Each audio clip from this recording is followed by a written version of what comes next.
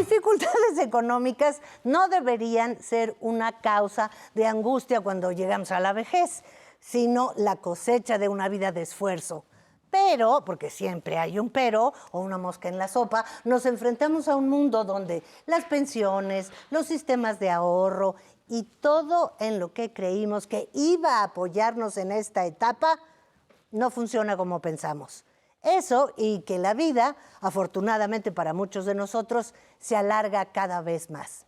Para que esa longevidad no la suframos, sino que la disfrutemos, necesitamos construir una coraza como un blindaje para nuestra autonomía. Digamos, una planificación financiera. Eso es lo más importante para nuestra libertad futura. Y el ahorro estratégico y la educación económica son nuestros mejores aliados. Por eso hoy está con nosotros Dariel Esquivel.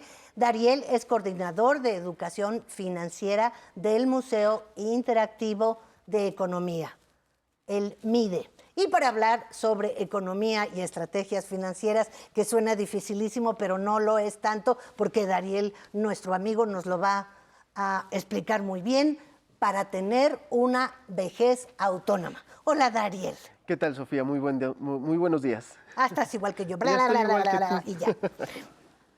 Pues qué gusto que estés aquí. ¿Cómo estás? Muy bien, muchas gracias por la invitación. No, gracias a ti por aceptarla. Pero bueno, entrémosle. Aquí traigo mis tarjetas porque luego se me olvida todo. Adelante. Y dice, ahora que los sistemas de pensiones y la baja laboral para personas mayores no es un poco complicada, ¿el ahorro es una necesidad? Desde luego que sí es una necesidad, y no solamente para la vejez, sino para todas las personas. Entonces, tú bien decías en la introducción que ante las condiciones que estamos viviendo en la actualidad, la previsión financiera es muy importante porque eso nos va a ayudar a tener una vejez o un futuro pues un poco más tranquilo, Sofía. Entonces, una parte importante de planificar es ahorrar, apartar una cantidad de dinero para poder ahorrar o mejor aún, para poder invertir. Eso luego lo vamos a hablar.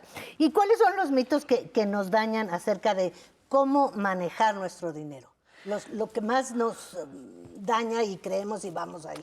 Pues mira, hay varios, pero hay uno que me gustaría comentar el día de hoy, que creo que es uno de los más importantes y más fuertes, y es que creemos que planificar el uso de nuestro dinero, ahorrar, invertir o utilizar cualquiera de estos productos financieros es únicamente para personas que tienen ingresos muy altos, que tienen mucho dinero, o por otro lado, que tienen conocimientos muy especializados sobre el tema. Y eso es uno de los grandes mitos que deberíamos de romper, porque en realidad los servicios y productos financieros son para todas las personas, incluso para aquellas cuyos ingresos son un poquito más limitados. También se puede hacer algo. Entonces, ese es un gran mito. O sea, podemos planearlo aunque lleguemos así rascando la quincena. Mira, de granito en granito se va sumando y se va haciendo una bolsita que puedes tener ahí para utilizar en cualquier momento que lo necesites. Entonces, desde luego que se puede. Mira, esa es una súper buena noticia. Y nuestras necesidades cambian conforme envejecemos. ¿Cómo podemos anticipar los recursos para una buena calidad de vida en el futuro? Pues mira, justamente va ligado con lo que platicábamos, ¿no? Entonces, desde luego, al día de hoy se ha descubierto que una de las grandes fuentes de preocupación para todas las personas son temas vinculados con el dinero. Entonces, mientras más grandes nos vamos haciendo, esta preocupación suele ir creciendo. Entonces, vivimos con angustia, con pesar, con estrés. Si nosotros planificáramos el uso de nuestro dinero, ¿y a qué me refiero con planificar? Bueno, por un lado, organizar cuáles son mis ingresos.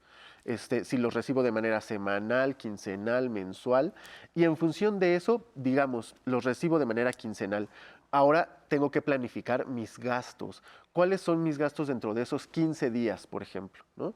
Y saber que del dinero que yo recibo en esos 15 días, gasto X cantidad y tratar de apegarme a eso, siempre considerando hacer un apartado. Se habla mucho del ahorro como la gran medicina para todos los problemas financieros.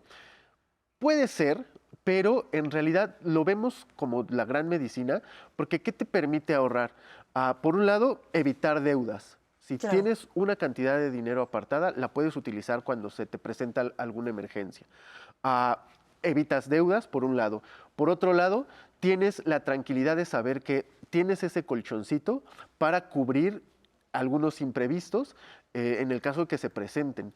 Entonces, y además también te permite saber que tienes un cierto control sobre el uso de tu dinero. Entonces, hacer esta planificación desde edades tempranas, pues es muy importante y es fundamental para cuando llegamos a una edad de retiro o a la vejez. Y en estos tiempos ahorrar, tú dices que sería cuando ya estamos cerca de la jubilación o cerca de estas etapas. Ahorrar es un lujo, vendría siendo un lujo en estos tiempos que todo está para arriba. Pues más que un lujo, yo diría dos cosas. No solamente es importante ahorrar cuando ya estamos cercanos a la vejez o al retiro, Ajá. al contrario, mientras más jóvenes lo hagamos es mucho mejor. Pero y más que decir que es un lujo, creo que es un acto de resistencia. Y necesitado. Es necesario y es un acto de resistencia, ¿no? Claro. Entonces, más que un lujo, yo diría que es eso. Porque podemos ahorrar nuestras pensiones. Claro. O sea, de nuestra pensión, si es que ya nos agarró el tren y nunca ahorramos, pues podemos empezar a planificar Sí. nuestro futuro con nuestras pensiones. Sí, sí, sí. ¿Y cómo se empieza un ahorro? Pues Bueno, mira, todos sabemos, pero no abajo del colchón, digo. perdón que ahora voy a traer temas personales ya acá, pero yo le enseñaba a mis abuelos y a mi mamá un poquito justo a utilizar su dinero en el siguiente, en este sentido, ¿no? Entonces, recibían sus pensiones de Ajá. manera mensual y yo lo que siempre les decía era, a ver, haz de cuenta que en vez de que recibas 10, recibes 9. Entonces, ese uno adicional que estamos descartando desde el inicio, déjalo ahí, guárdalo, guárdalo, guárdalo y solamente gástate 9. Entonces, uno parece poquito, pero 10 meses después ya se convirtieron 10 y es el monto total de una pensión. Entonces, hacerlo así de a poquito, de a poquito, de a poquito, quizás empezar con un porcentaje de entre 5 y 10%, que aunque parezca poco, con el paso del tiempo se va haciendo una bolsita más grande. Y ahorrarlo e ir al banco o a una caja de ahorro. O... Definitivamente es mucho mejor utilizar algún servicio financiero formal con instituciones que están formalmente constituidas, que están reguladas por las instituciones legales en nuestro país. Y eso nos garantiza que nuestro dinero va a estar seguro, que no vamos a tener problemas cuando queramos ir a sacarlo.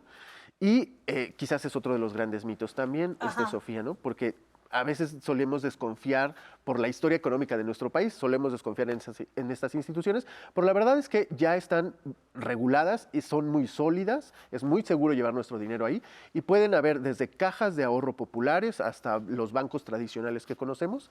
Y bueno, se habla mucho de invertir para el futuro, pero ¿qué pasa con el presente?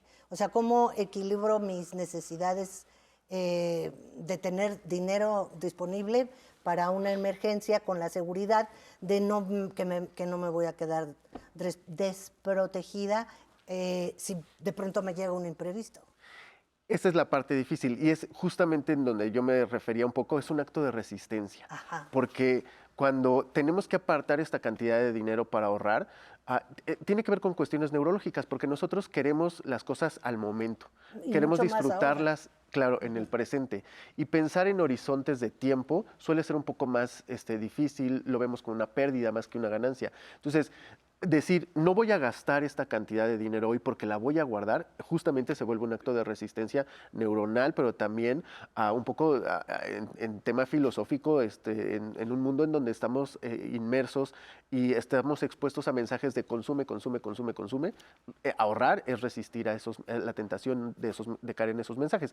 Pero justamente, ¿cómo lo podemos hacer? Un poco con esta idea que les decía, ¿no? Si tenemos 10, apartar 1 y cubrir tus necesidades presentes, que dentro de esas necesidades presentes pueden estar cuestiones que son necesarias, básicas, pero también pueden haber algún gustito, algún deseo, porque también gastar en esos deseos pues no está mal, también de eso se trata la Sí, vida. tampoco Sí, no, nada más flagelarnos, ¿no? No, tampoco. Y, por ejemplo, ¿y los préstamos?